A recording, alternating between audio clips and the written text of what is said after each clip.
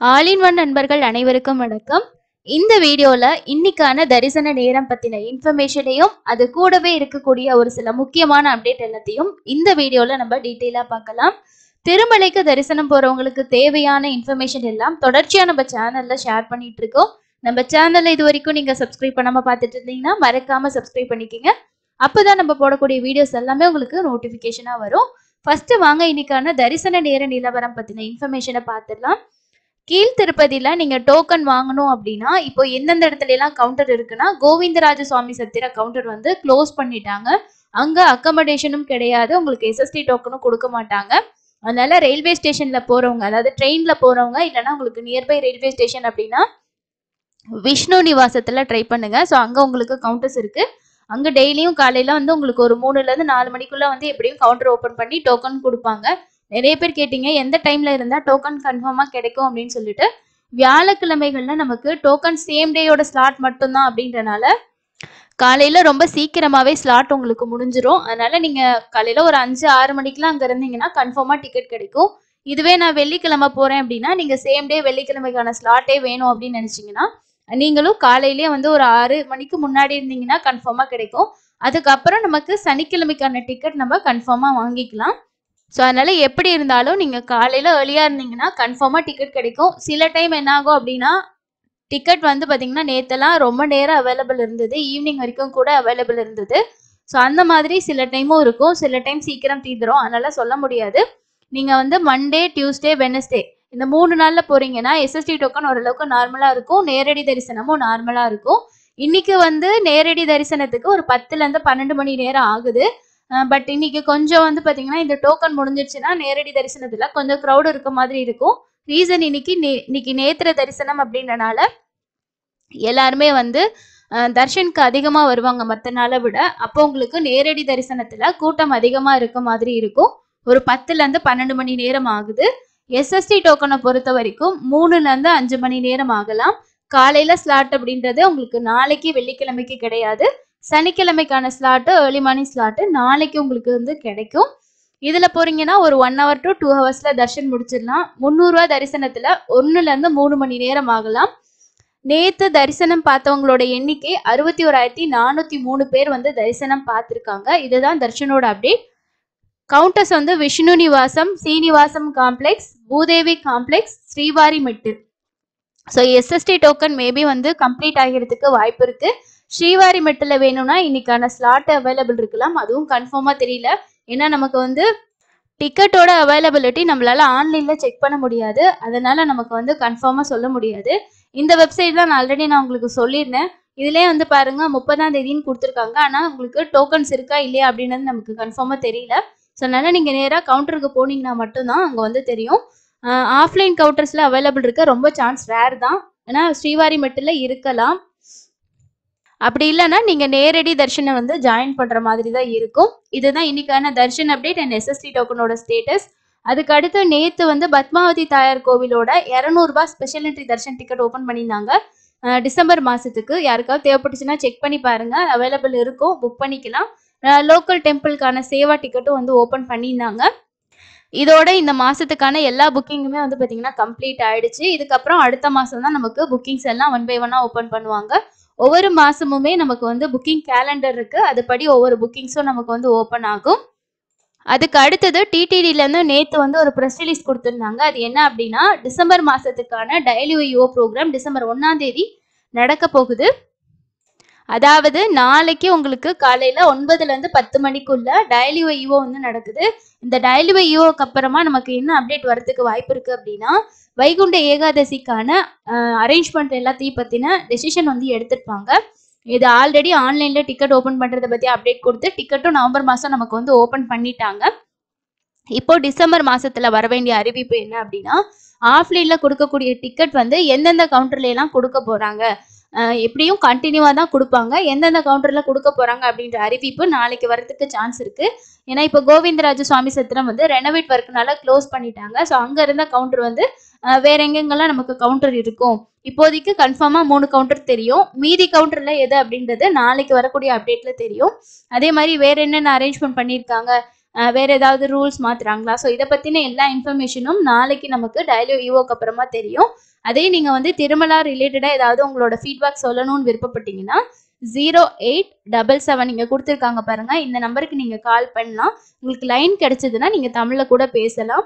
08772263 இந்த நம்பருக்கு நீங்க கால் பண்ணி உங்களோட ஃபீட்பேக்ஸோ இல்லைன்னா வந்து இந்த மாதிரி விஷயங்கள் சேஞ்ச் பண்ணலாம். இல்லைன்னா நாங்கள் தர்ஷன் போகும்போது இந்த மாதிரி எங்களுக்குலாம் நாங்கள் ஃபேஸ் பண்ணோம், இந்த மாதிரி நீங்கள் என்ன சொல்லணும்னு விருப்பப்படுறீங்களோ தாராளமாக சொல்லலாம். இது வந்து நாளைக்கு காலையில் 9 to 10 மணி வரைக்கும் நடக்குது. லைவாக வந்து SVBC சேனலில் லைவாக போயிட்டுருக்கோம். அதுக்கு அடுத்தது திருமலையை பொறுத்த வரைக்கும் நேற்று நைட்டு வந்து மழை இருந்ததுங்க. காலையில் டைமில் நார்மலாக தான் இருக்குது. கிளைமேட் வந்து ஏர்லி மார்னிங்கில் ரொம்ப சில்னஸ், பட் நைட் டைமுக்கு ரெயின் இருக்குது. அதனால் போகிறவங்க ஸ்வெட்டர், ஜெக்கெட், கேப்பு, உங்களுக்கு குழந்தைங்கள கூட்டிகிட்டு போகிறீங்கன்னா அவங்களுக்கெல்லாம் நல்லா ஹெவியாக ஸ்வெட்டர் இந்த மாதிரிலாம் எடுத்துகிட்டு போங்க. தமிழ்நாட்டிலையும் கிளைமேட் சேஞ்ச் நிறையவே இருக்குது. அதனால் அங்கேயும் அதே மாதிரி தான் இருக்குது. ஸோ கண்டிப்பாக அதையும் நீங்கள் வந்து பார்த்துக்கோங்க.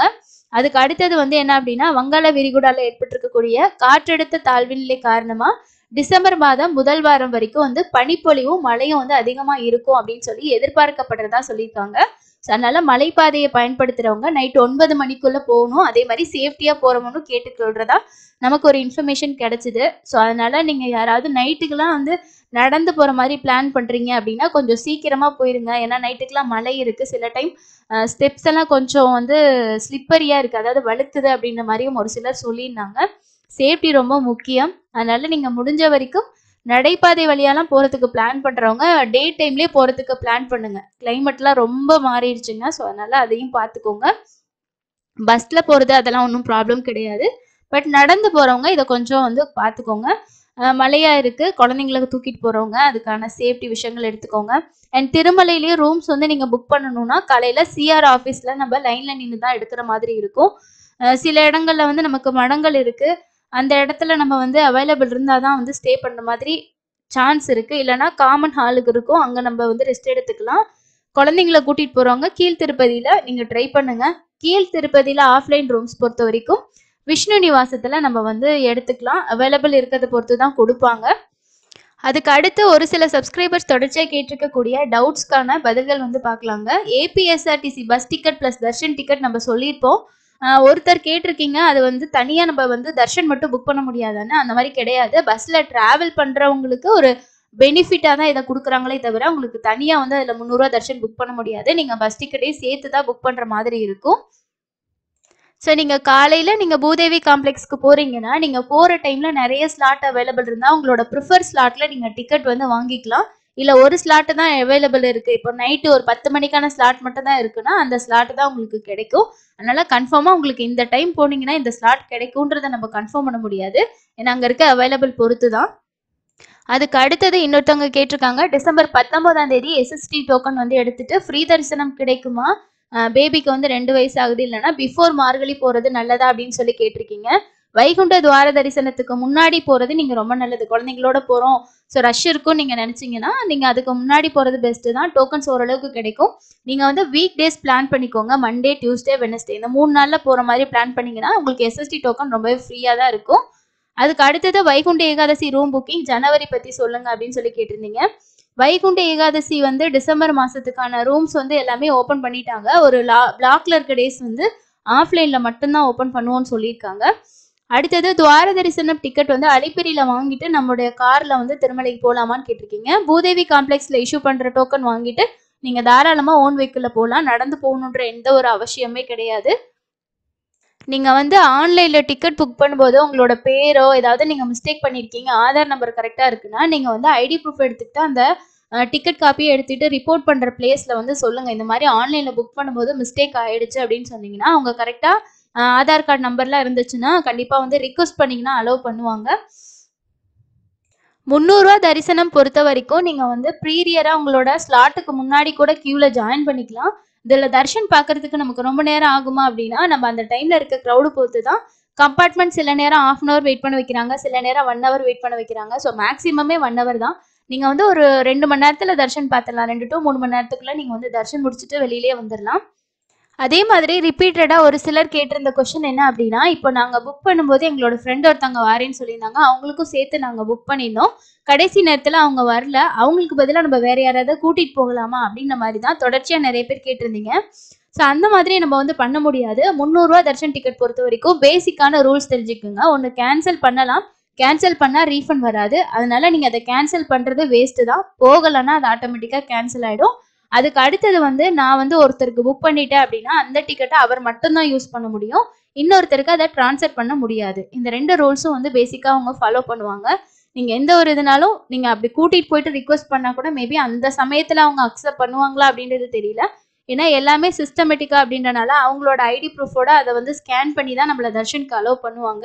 அதனால வாய்ப்புகள் ரொம்ப ரொம்ப கம்மி. அப்படி உங்களுக்கு வில்லிங் இருந்துச்சுன்னா, நீங்க ட்ரை பண்ணி பார்த்துட்டு உங்களுக்கு ஒர்க் அவுட் ஆச்சுன்னா, கண்டிப்பா நீங்க பார்க்குற வீடியோக்கு கீழ கமெண்ட்ஸ்ல ஷேர் பண்ணுங்க. இதுவரைக்கும் யாருக்கும் அந்த மாரி அலோவ் பண்ணல. ஸோ இதுதாங்க இன்னைக்கான முக்கியமான தர்ஷன். இன்னும் நெறைய பேர் வந்து நெறைய டவுட் கேட்டிருந்தீங்க. ஸோ காமனா ரிப்பீட்டடா கேட்கறது ஒரு சில டவுட்ஸ் தான் கேட்குறீங்க. அதுக்கே நான் வீடியோல எல்லா விஷயமும் உங்களுக்கு ஷேர் பண்ணிடுறேன். வீடியோ ஃபுல்லா பார்த்து தெரிஞ்சுக்கோங்க. அண்ட் இத தவிர வேற ஏதாவது உங்களுக்கு இன்ஃபர்மேஷன் தேவை அப்படின்னா, கமெண்ட் செக்ஷன்ல மென்ஷன் பண்ணுங்க. இன்னொரு பயனுள்ள பதிவுல சந்திக்கலாம். நன்றி.